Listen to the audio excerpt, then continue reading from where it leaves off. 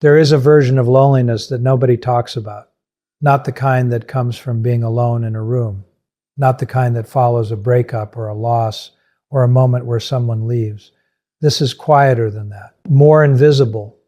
It lives inside people who are surrounded by others, people who function well, who show up, who listen deeply, who are often described by the people around them as the strong one, the reliable one, the one who always seems to have it together. And if you are one of those people, there is a good chance that you have spent most of your life not fully understanding why closeness sometimes feels more exhausting than solitude. Why being in a room full of people who love you can still leave you feeling like you are watching everything from behind glass.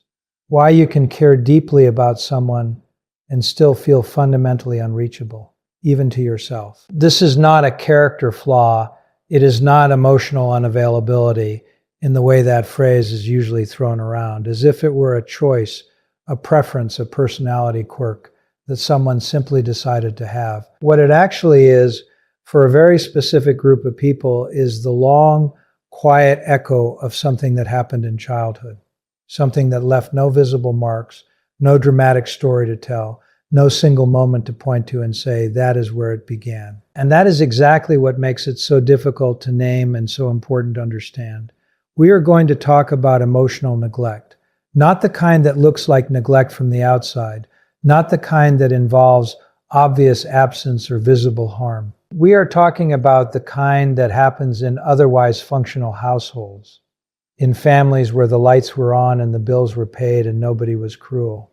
The kind that exists not in what was done, but in what was never offered. The consistent, quiet absence of emotional attunement, the gap between a child's inner world and the world's response to it.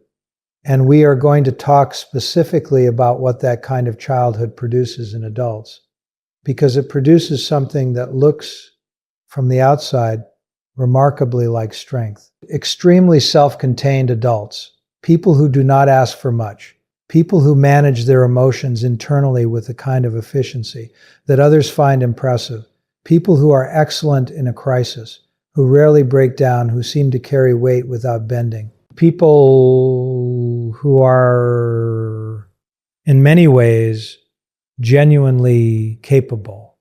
And yet, underneath that capability, underneath that composure, something important is missing. Not a capacity for feeling, because these individuals often feel more than most.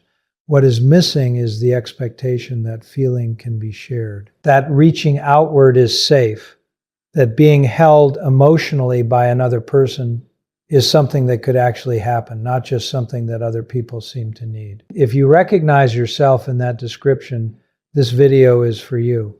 And more importantly, what you are about to hear is not a verdict on who you are. It is an explanation of how you got here. The first thing to understand is that children do not arrive in the world self-contained. They arrive wide open. A newborn does not regulate its own emotions. It cannot. It depends entirely on an external presence, usually a caregiver, to mirror, respond to, and help organize its internal states. When a baby cries and a parent responds with warmth and attunement, something happens in that interaction that is far more significant than comfort. The child learns at a neurological level that its internal states matter, that they produce a response in the world, that the gap between inner experience and outer reality is bridgeable. This process is called co-regulation, and it is the foundation on which all future emotional development is built. Through thousands of these small interactions across the first years of life, a child begins to internalize a belief, not a conscious one, not a stated one, but a deep structural belief that their emotional world is worth responding to, that they are legible to other people, that reaching out makes sense. Now, here is what happens when those interactions are consistently absent or insufficient. Not because anyone was cruel, not because anyone intended harm, but because a caregiver was emotionally unavailable or preoccupied, or simply not attuned to the particular frequency of that specific child. The child still reaches For a while, the child still sends signals outward into the world. But when those signals come back without an answer, or come back distorted, or come back dismissed, the child does not conclude that the world is broken. Children are not built to make that conclusion. They are built to adapt. So the child concludes something far more personal and far more lasting. They conclude that the signal itself was the problem, that what they feel is not something the world is equipped to receive. And so quietly, without drama, without any conscious decision being made, they stop sending it. They turn inward instead. They begin to develop what you could call an internal audience, a way of processing, narrating, and resolving emotional experience entirely within themselves. They become good at this, very good, because children who learn to self-regulate without external support become extraordinarily capable internal processors. They learn to soothe themselves without being soothed, to reason with themselves without being reassured, to move through difficult feelings alone, not because they want to, but because that is the only option that was ever reliably available to them. And here is the part that changes everything. That capacity, at learned self-sufficiency does not stay in childhood. It grows with them. It becomes identity. It becomes the lens through which they understand themselves and interpret the world. By the time they reach adulthood, they are not experiencing it as an adaptation anymore. They are experiencing it as simply who they are, independent, self-sufficient, someone who does not need much. And because the world tends to reward those qualities, because composed and capable are things people compliment rather than question, nobody ever asks what the self-containment cost. Nobody ever asks what had to be closed in order for all of that control to become possible. That question is what we are here to answer. There is a particular moment that many extremely self-contained adults can recall, not as a single memory, but as a feeling that surfaces when they try to think back. It is the feeling of being fine, of always somehow having been fine. Other people seem to carry clear emotional memories from childhood. They remember feeling devastated or frightened or desperately lonely in ways they can still access. But for someone who grew up with emotional neglect, the emotional landscape of childhood often feels strangely flat in retrospect. Not painful, just neutral. And that neutrality is itself a signal, because childhoods are not actually neutral. Children feel everything intensely. The flatness is not the absence of experience. It is the absence of the memory of being witnessed in that experience. And when feelings are never witnessed, they do not get stored the same way.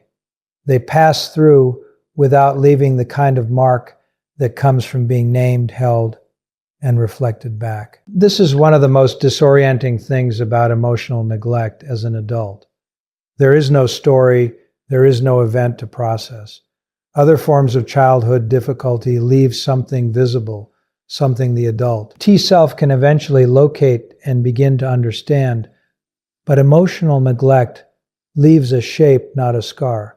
The shape of a person who learned to live without something, without ever quite knowing that the something existed in the first place. And so adults who grew up this way often come to therapy or to moments of private reckoning, not with a wound they can identify, but with a vague and persistent sense that something fundamental has always been slightly out of reach. Connection that feels almost there, but not quite.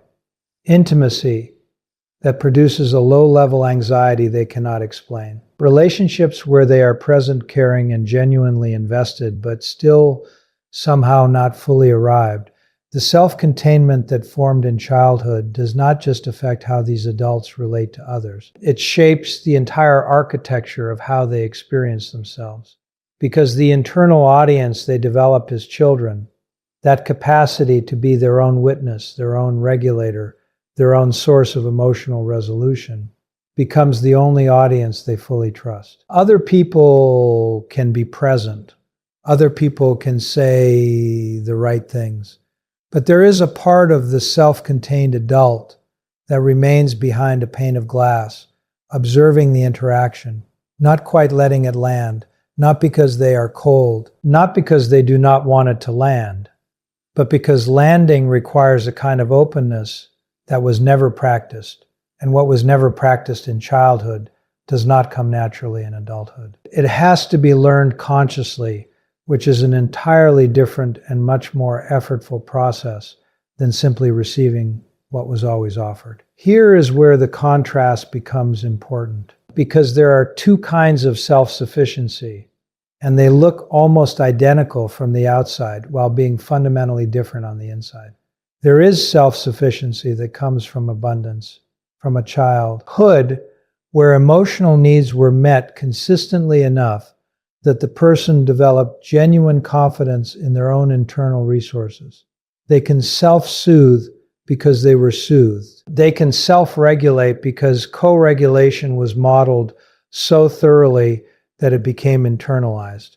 When this kind of person chooses solitude, it is a genuine choice. When they say they are fine alone, they mean it, and the fineness has roots. And then there is the self-sufficiency that comes from adaptation. From a childhood where emotional needs were not consistently met, and the only available response was to stop expecting them to be, this person can also self-soothe. They can also self-regulate. From the outside, their capability looks the same, but the internal experience is different, because under their composure, there is not freedom. There is vigilance. There is a constant low-level monitoring of their own emotional states, not to explore them, but to manage them, to make sure nothing spills, to make sure no one is burdened, to make sure the carefully maintained equilibrium is not disturbed. They do not think of this as effort because it has been automatic for so long, but it is effort. It is significant, ongoing, invisible effort, and it takes up space that could otherwise be used for something else entirely. That vigilance also shapes the way self-contained adults move through relationships. They are often extraordinarily good partners, friends, and colleagues in the ways that are visible. They show up, they listen without judgment. They do not create drama. They do not make excessive demands. They are, in the language people often use, easy to be with. What they are not as good at, and this is the asymmetry that eventually creates distance in even their closest relationships, is receiving. Receiving care, receiving attention, receiving the kind of focused emotional presence that they are so capable of giving, not because they do not want it, but because wanting it feels dangerous in a way they cannot fully articulate. Because needing something from another person is at a deep structural level associated with the possibility of reaching out and finding nothing there. The psychological term for what underlies this is avoidant attachment, or more specifically, in many cases, what researchers describe as dismissive avoidant attachment. And it is worth pausing here to say something about that term, because attachment language can feel clinical in a way that makes people want to distance themselves from it. Nobody wants to be categorized. Nobody wants to feel like a diagnosis. But understanding attachment not as a label, but as a description of a learned relational strategy is actually one of the most useful frames available for self-contained adults, because it makes something visible that has been invisible for a very long time. It says, the way you move through relationships is not a personality defect. It is a strategy that formed in a specific context, in response to a specific kind of environment, and it made complete sense at the time. The problem is not that the strategy was wrong then. The problem is that it is still running now in contexts where the original conditions no longer apply. Because the emotional neglect that shaped these patterns is in the past. The caregivers who were unavailable or unresponsive are not the people standing in front of them now. The partner who wants to know how they are really feeling is not the parent who never asked or did not really listen when they answered. The friend who is offering support is not the same as an environment where support was absent. But the nervous system does not automatically update its map when the territory changes. It continues to navigate using the original coordinates until something disrupts the pattern enough to make a new map possible. And that disruption, that moment of beginning to see the pattern for what it actually is where change becomes available. The moment a self-contained adult begins to see the pattern is rarely dramatic. It does not usually arrive as a breakdown or a crisis or a sudden collapse of the composure they have spent decades building. It arrives much more quietly than that.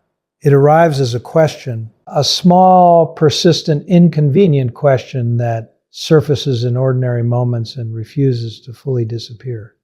It might appear when someone who loves them asks what they need and they realize, with a strange kind of blankness, that they genuinely do not know how to answer. Not because they are being evasive, but because the question itself feels slightly foreign, like being asked to give directions to a place they have never been. It might appear in the middle of a conversation where someone is being vulnerable with them, and they notice, beneath their genuine care and attention, a subtle wish that the moment would end. Not because they do not care, but because emotional intensity directed at them, rather than coming from them, triggers something they cannot quite name. A tightening, a pull toward distance, a quiet but insistent need to restore the familiar equilibrium of being the one who holds rather than the one who is held. It might appear in the specific hollow feeling that follows a moment of genuine connection, when something real and unguarded passed between them and another person.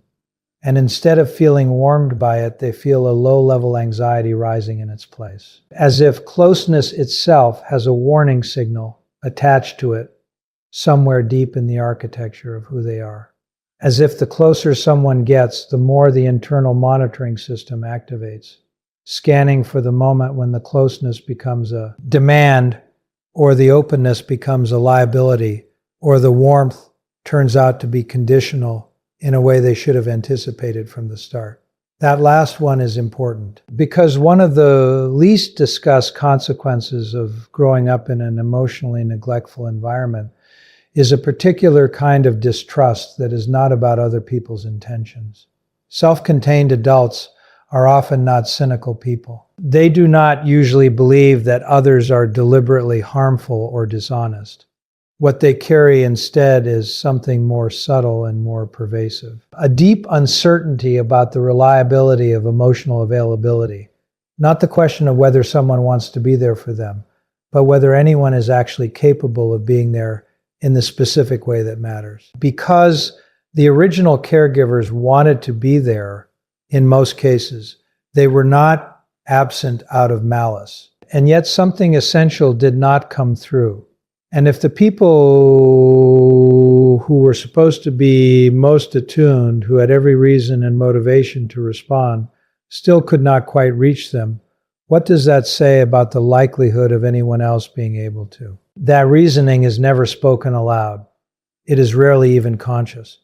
But it operates constantly in the background, shaping decisions about how much to share, how far to lean, how much of the interior world to make visible at any given moment. It is the reason self-contained adults often have a version of themselves they present to the world that is warm and engaged and genuinely present, and a version of themselves they keep entirely private, not out of deception, but out of a belief so old it has no memory attached to it that the private version is simply not something the world knows how to receive. Now, here is what the research actually shows, because this is the point where understanding the psychology becomes genuinely useful rather than just descriptive. Studies on adult attachment and emotional neglect consistently point to something that surprises people when they first hear it.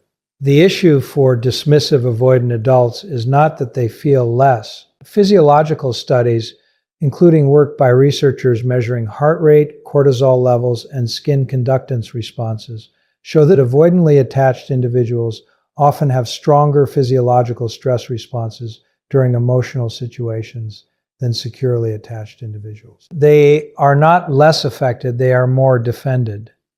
The emotion is present, the body is responding, but the learned strategy is to suppress the outward expression of that response so efficiently and so automatically that even they often do not register what is happening internally until the moment has passed. This means that the self-contained adult who seems unmoved is frequently the person in the room who is feeling the most and showing the least. And the cost of that gap between inner experience and outer expression accumulates over time in ways that eventually become impossible to ignore. It shows up in a persistent sense of emotional flatness that descends during periods of prolonged suppression. It shows up in sudden disproportionate reactions to things that seem small, because the small thing was simply the final weight on a scale that had been quietly filling for a long time. It shows up in physical ways, in tension, in chronic low-level exhaustion, in the particular kind of tiredness that comes not from doing too much, but from holding too much. And it shows up in relationships, in the slow erosion of intimacy that happens when one person is always the container and never the contained. The people who love self-contained adults often describe a specific frustration that they struggle to articulate without feeling like they are being unfair.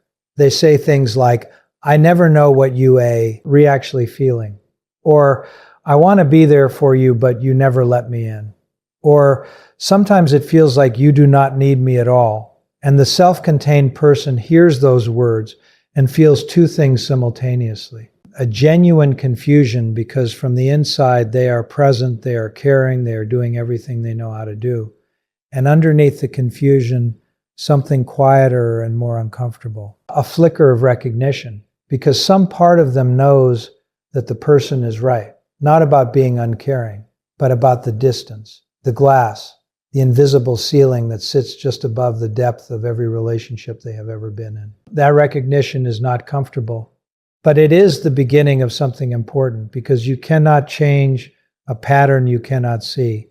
And for most of the self-contained adult's life, this particular pattern has been invisible. It was invisible because it was so early, because it required no dramatic event to form, because it looked to everyone, including themselves, like a strength. The work of making it visible is not about dismantling that strength. The self-sufficiency is real. The capability is real. The resilience is real. None of that needs to be surrendered. What needs to happen is something more nuanced than dismantling. What needs to happen is expansion. A gradual, careful, genuinely difficult expansion of the range of what feels safe to feel, safe to show, and safe to receive. And that expansion does not begin with vulnerability in the traditional sense. It does not begin with dramatic disclosure or the sudden decision to let everything out.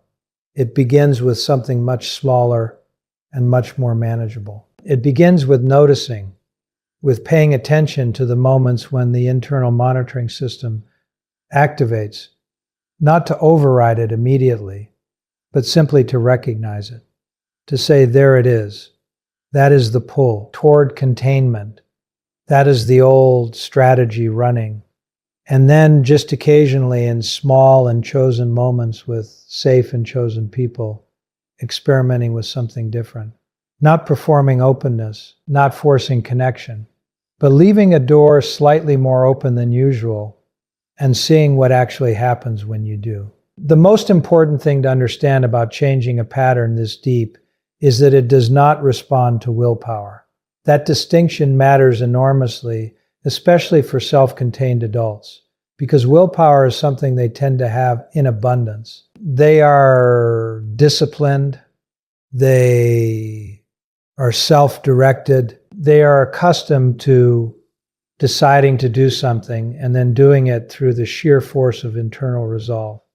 And when they first begin to understand the pattern of self-containment, the instinct is to apply that same approach to dismantling it, to decide to be more open, to commit to letting people in, to resolve firmly and sincerely to stop managing everything alone, and then to feel a specific kind of frustration when the resolution does not hold. When the moment of potential openness arrives, and the old strategy activates faster than the conscious intention can catch it, when the door that was supposed to stay open swings closed again before they even noticed it moving. This is not a failure of commitment, it is a misunderstanding of what kind of change is actually required.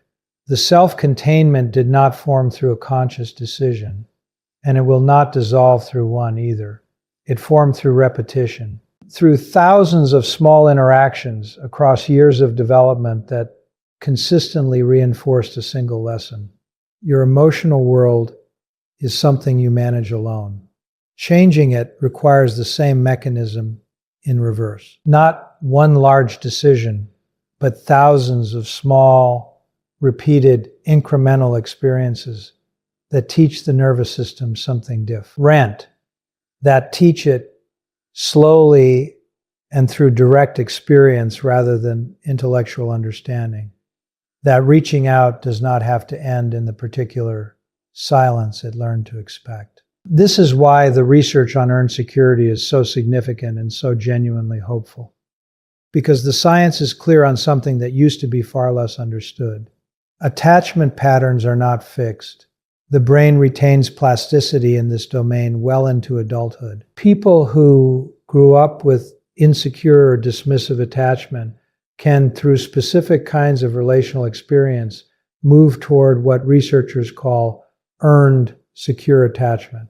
Not the effortless security of someone whose foundation was always stable, but a real, durable, hard-won security that is in many ways more conscious and more flexible than the kind that was simply given.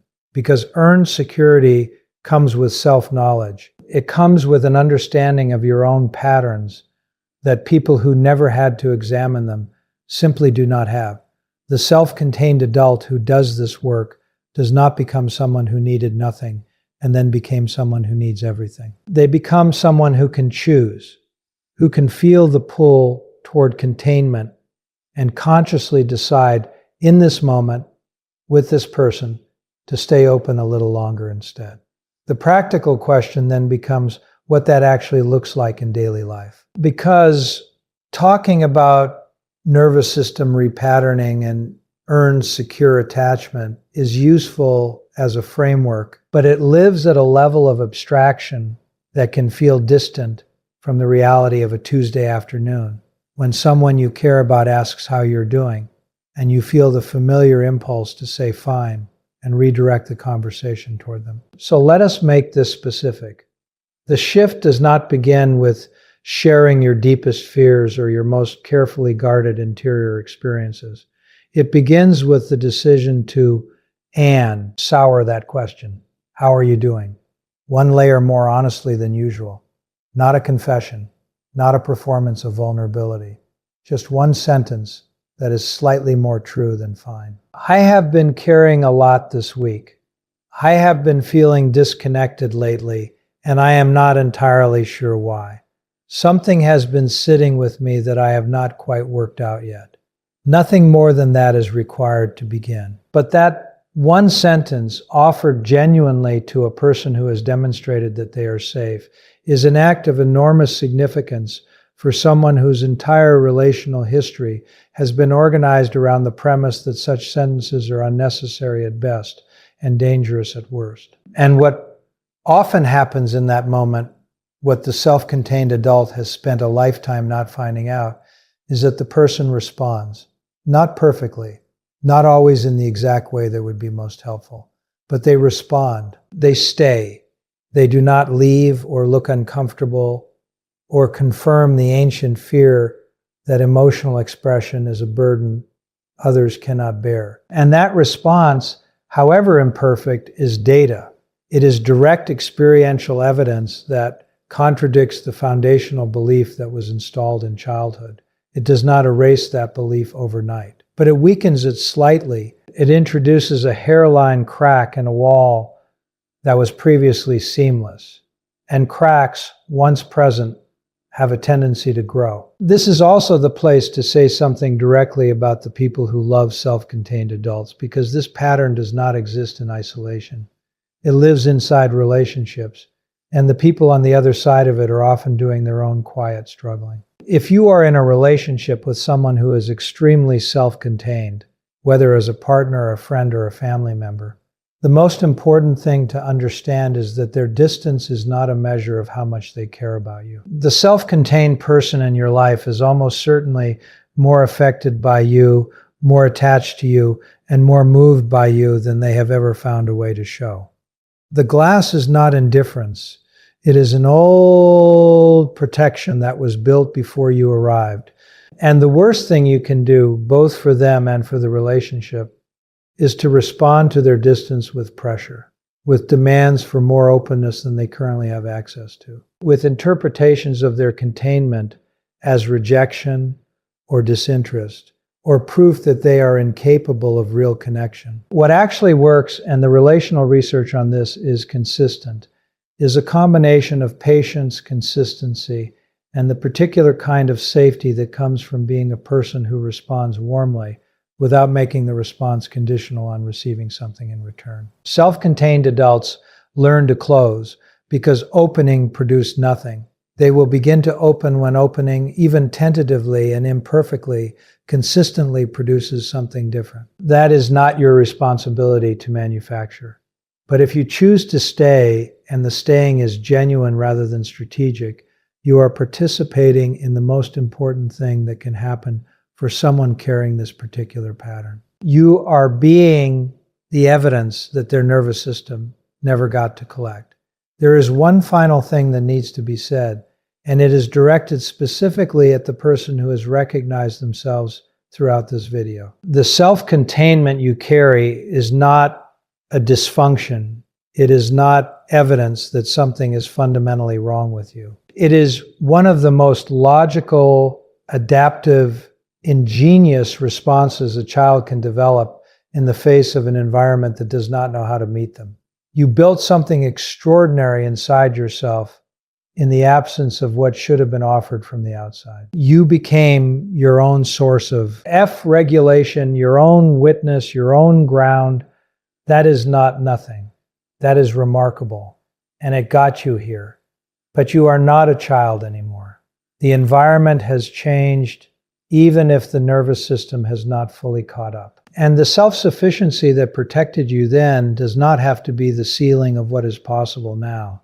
It can become, with time and intention and the right kinds of experience, something that coexists with connection rather than replacing it. Not independence instead of intimacy, but independence and intimacy available at the same time, chosen freely, no longer competing with each other for the same limited space. That is not a small thing to reach for.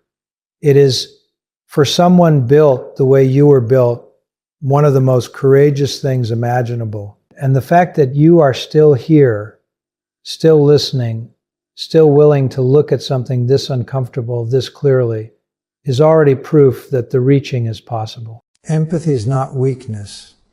And that misconception has done enormous damage to people who feel deeply and think carefully about the emotional world around them. Empathy is perception. It is the ability to register subtle signals, emotional shifts, unspoken tension, and underlying meaning. From a psychological standpoint, that makes empathy a form of heightened awareness. And awareness, when disciplined, is power. The problem is not that empaths feel too much. The problem is that many have never been taught how to integrate feeling with strength, structure, and responsibility. If you think about it carefully, empathy without control is chaos, but control without empathy is blindness. The goal is not to eliminate emotion, but to organize it. Carl Jung spoke about integrating the shadow, not erasing it. In the same way, empathy must be integrated into a broader framework of values, boundaries, and competence. Otherwise, it spills out everywhere, overwhelming the individual and destabilizing their sense of self. When that happens, empathy turns inward and becomes self-destructive, manifesting as guilt, over-responsibility, and chronic exhaustion. Empaths often internalize the belief that their role is to absorb suffering. That belief sounds noble, but it is psychologically unsustainable. You cannot continually take on the emotional weight of others without developing resentment or numbness. And resentment corrodes compassion from the inside out. The disciplined empath understands something crucial. Feeling another person's pain does not obligate you to carry it. Responsibility must be voluntary and limited, or it becomes tyranny imposed by circumstance. There is also a philosophical dimension here. Nietzsche warned about the danger of pity when it becomes a substitute for strength. Not because compassion is immoral, but because compassion without self-mastery leads to decay. When you help from a position of weakness, you reinforce weakness in both yourself and others. But when empathy is grounded in competence, structure, and inner authority, it becomes transformative. You are no longer reacting emotionally, you are responding consciously. Empathy becomes power when it is paired with clarity. Clarity about what is yours to carry and what is not. Clarity about your limits. Clarity about your values. This is where many empaths struggle, because clarity often requires confrontation, and confrontation feels threatening to someone wired for harmony. But avoidance of conflict does not create peace, it creates quiet resentment. And resentment is far more dangerous than honest disagreement. From a neurological perspective, highly empathetic individuals often have more reactive nervous systems. They feel stress faster and deeper. Without deliberate regulation, this leads to burnout. Regulation does not mean suppression. It means choosing the appropriate level of engagement. It means stepping back when necessary, grounding yourself physically, and restoring order internally before trying to fix disorder externally. You cannot stabilize chaos if you are internally fragmented. There is also an identity issue. Many empaths define themselves solely by how much they give. That is a fragile identity because it depends on endless output. When you can no longer give, you feel worthless. A healthier identity is built on character rather than sacrifice. Who you are matters more than how much you absorb. Integrity, honesty, courage, and responsibility are far more stable foundations than emotional availability alone. Empathy becomes formidable when it is selective. Not everyone deserves access to your inner world. Not every problem is yours to solve. Discernment is not cruelty, it is wisdom. The mature empath learns to differentiate between genuine need and emotional manipulation, between responsibility and obligation, between compassion and self-betrayal. That discernment sharpens with experience, but only if you are willing to reflect honestly on your patterns. When empathy is disciplined, it sharpens perception rather than dulling it.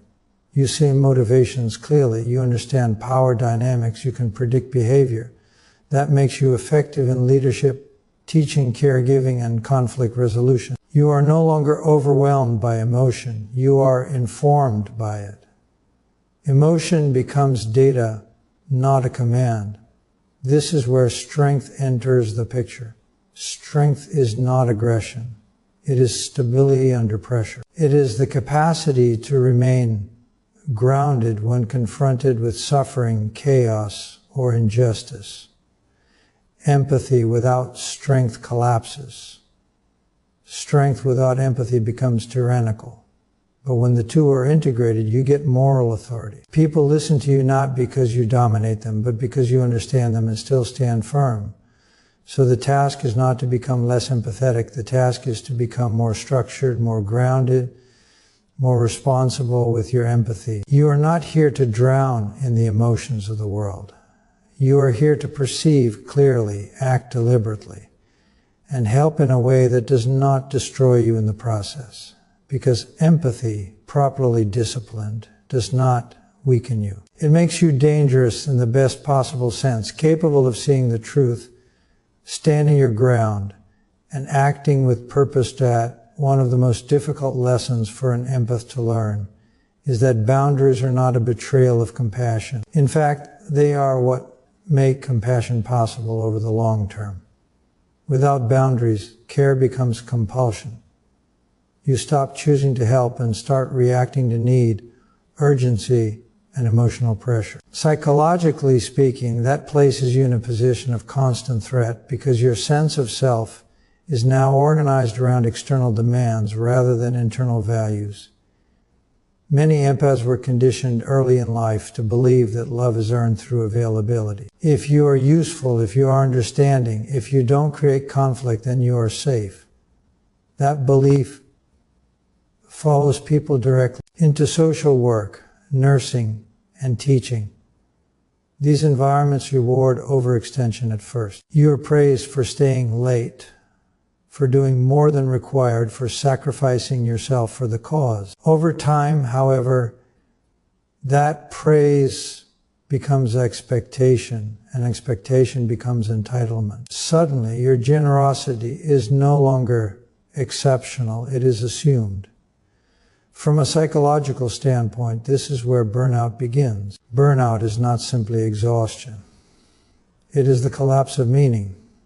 You start resenting the very people you wanted to help. You feel trapped between your values and your limits. And because empaths often avoid confrontation, they internalize this conflict instead of addressing it. The result is anxiety, depression, cynicism, or emotional numbness, none of which serve the people you care about, and none of which are morally virtuous. Boundaries are how you take responsibility for your own life, and responsibility properly understood is the antidote to resentment. When you say yes to something, you must be able to say honestly that you chose it, not that you were guilted into it, not that you were afraid to say no. I know choice restores dignity. I know choice restores agency. Without agency, even good actions become psychologically corrosive.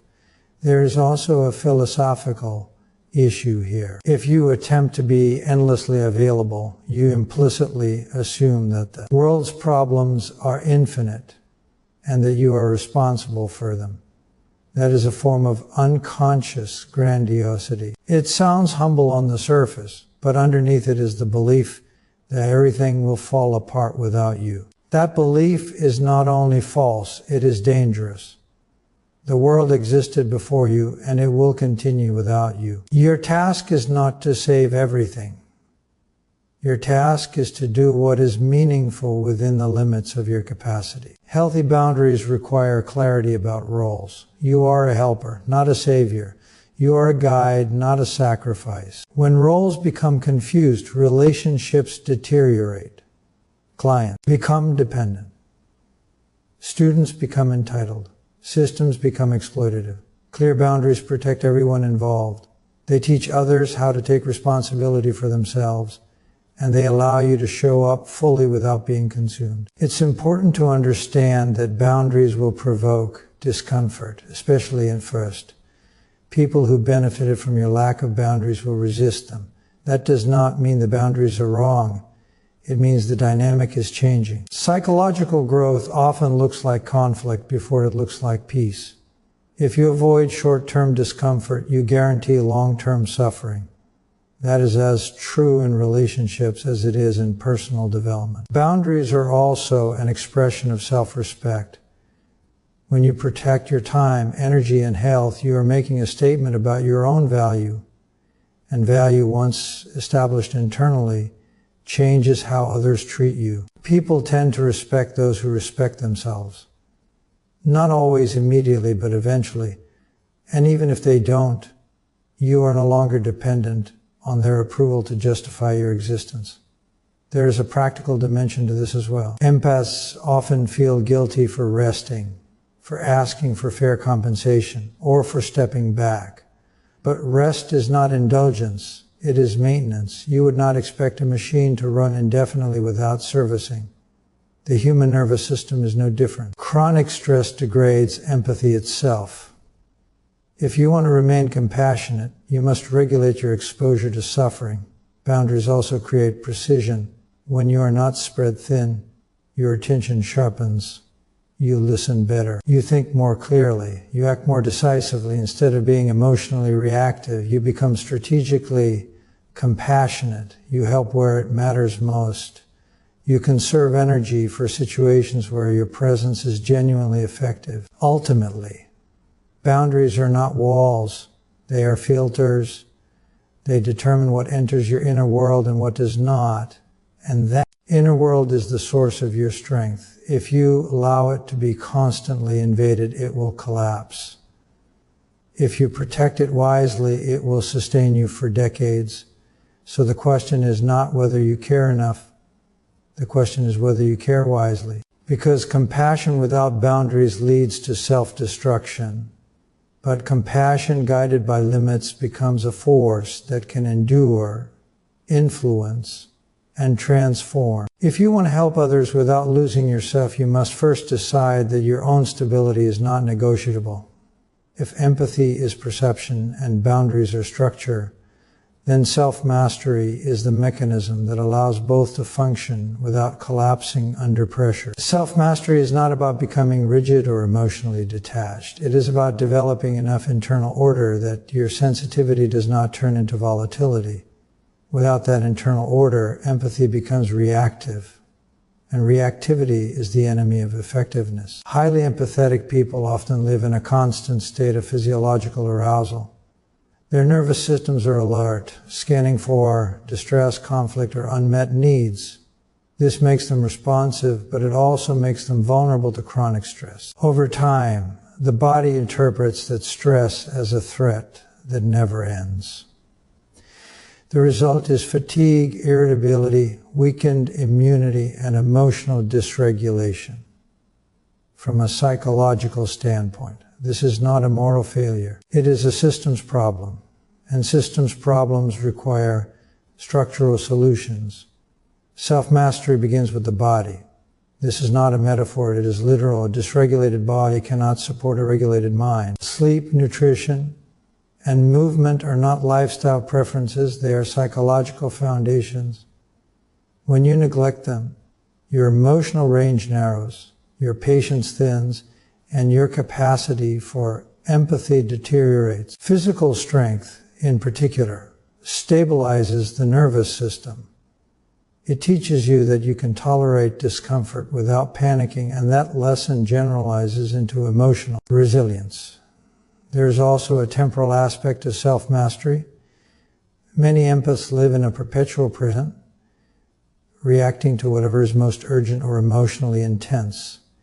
This erodes long-term thinking. Self-mastery requires you to orient yourself toward the future and to ask a difficult question: what kind of person must I become to sustain this responsibility over decades, not just months? That future-oriented perspective introduces discipline, because you begin to see short-term indulgence and chronic overextension as threats to something meaningful you are trying to build. Emotional discipline is often misunderstood as emotional suppression, but they are opposites. Suppression ignores emotion until it explodes. Discipline observes emotion without being ruled by it.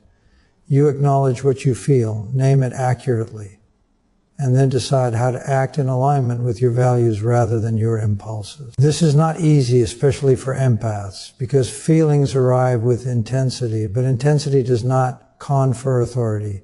Feelings are information, not instructions. Self-mastery also involves cognitive responsibility. Empaths are prone to distorted thinking patterns, particularly catastrophizing and over-identification with others' suffering. You see pain and you imagine endless consequences. You feel distress and you assume it is yours to resolve. These patterns feel compassionate, but they are often inaccurate. Learning to question your interpretations rather than treating them as facts is an act of humility and strength. Truth stabilizes. Distortion destabilizes. There is a financial dimension to self-mastery that is often ignored in helping professions. Chronic financial stress erodes empathy by forcing the mind into survival mode. Worry narrows perception and increases irritability. Wanting financial stability does not corrupt your values, it protects them. When your basic needs are secure, you are less likely to resent the people you serve and more capable of acting ethically under pressure. Stability is not greed. It is the platform on which generosity stands. Self-mastery also means accepting limits without shame. You cannot fix every system. You cannot heal every person. You cannot be emotionally available at all times. Accepting these limits does not make you indifferent. It makes you realistic. Realism is compassionate because it prevents false promises and unsustainable commitments. When you respect your limits, your yes becomes credible and your presence becomes reliable. Over time, self-mastery transforms empathy from a liability into a force multiplier. You are no longer overwhelmed by emotion, you are guided by it. You do not collapse under pressure, you stabilize others through your composure. People trust you not because you feel everything, but because you remain grounded while feeling deeply. That combination is rare and it is invaluable. The deeper philosophical truth is this: order precedes care. If your inner world is chaotic, your attempts to help will reflect that chaos.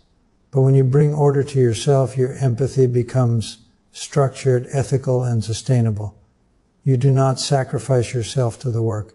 You bring your best self to it. So if you want your empathy to last, if you want it to sharpen rather than exhaust you, then take responsibility for your own mastery. Strengthen the body, discipline the mind, stabilize your life, and tell the truth to yourself about your limits. Because empathy guided by self-mastery does not burn out. It endures that at some point, every empath reaches a crossroads. Up to that point, life has been organized around sacrifice. You give more than you take. You tolerate more than you should. You tell yourself that meaning is found in endurance, that virtue lies in how much you can absorb without breaking. And for a while, that story holds together, but eventually something fractures. You feel tired in a way that sleep doesn't fix. You feel resentful even though you don't want to be. And that is the signal that sacrifice without strategy has reached its limit. The transition from sacrifice to strategy is not about becoming selfish. It is about becoming conscious. Sacrifice, when unexamined, is often driven by guilt, fear of rejection, or a fragile sense of identity. Strategy, on the other hand, is grounded in responsibility and foresight. It asks a different question. Not how much can I give, but how can I give in a way that is sustainable, ethical, and effective. That shift in questioning changes everything. Empaths often resist this transition because strategy feels cold to them. It sounds calculating, even manipulative, but that misunderstanding comes from confusing strategy with exploitation.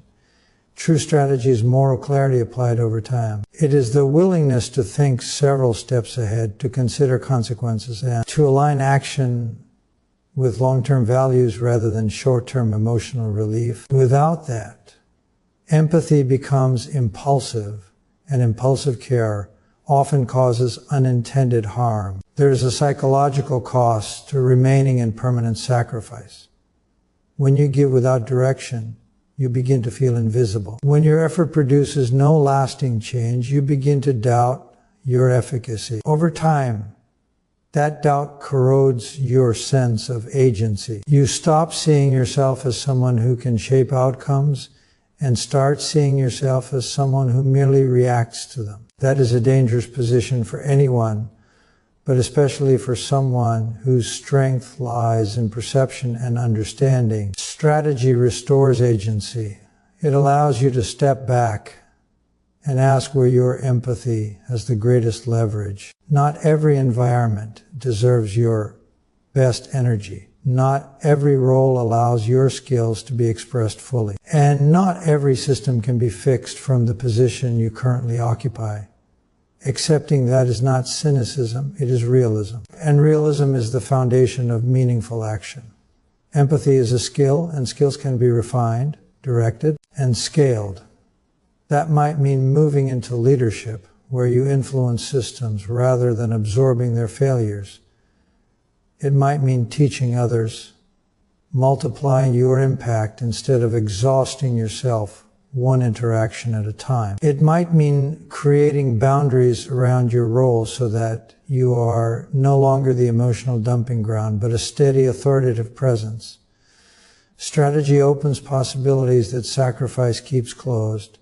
There is also a moral imperative here. When empaths remain trapped in self-erasure, they unintentionally model a distorted ethic, one that equates goodness with self-destruction. That teaches others, especially those they serve, that care requires collapse. But when you embody disciplined compassion, you model something far healthier. You demonstrate that it is possible to be caring without being consumed, involved without being enslaved, generous without being depleted. This is where ambition must be reconsidered. Many empaths were taught that wanting more authority, more influence, or more resources is suspect. But ambition is not inherently corrupt. In fact, when guided by empathy, ambition becomes responsibility at scale. If you can see what is broken and you have the capacity to help fix it, then refusing to grow into positions of greater impact may itself be an ethical failure. The world does not improve when capable, conscientious people stay small out of fear. Strategy also requires the courage to let go of identities that no longer serve you. You may have been the one who always stayed late, always said yes, always absorbed the fallout. That role might have been necessary once. It might even have been honorable. But if it is now destroying your health or distorting your character, it must be relinquished. Growth often looks like betrayal to those who benefited from your stagnation. That does not mean the growth is wrong. When empaths become strategic, something remarkable happens. Their sensitivity sharpens instead of dulling. Their words carry more weight because they are no longer spoken from exhaustion. Their presence stabilizes rather than absorbs chaos. They stop trying to save everyone and start choosing where they can actually make a difference. That choice restores meaning, because meaning is found at the intersection of responsibility and competence. Ultimately, the transition from sacrifice to strategy is a maturation of empathy, not its abandonment. It is empathy that has learned to think, to plan, and to endure. It is care that has been disciplined by truth and guided by vision. And it is precisely this kind of empathy that the world needs most, because it does not burn out at the first sign of resistance. So ask yourself this honestly. Are you bleeding for your compassion, or are you building with it? Because empathy that remains trapped in sacrifice will eventually destroy itself. But empathy that becomes strategic does something far more powerful. It lasts, it leads, and it transforms.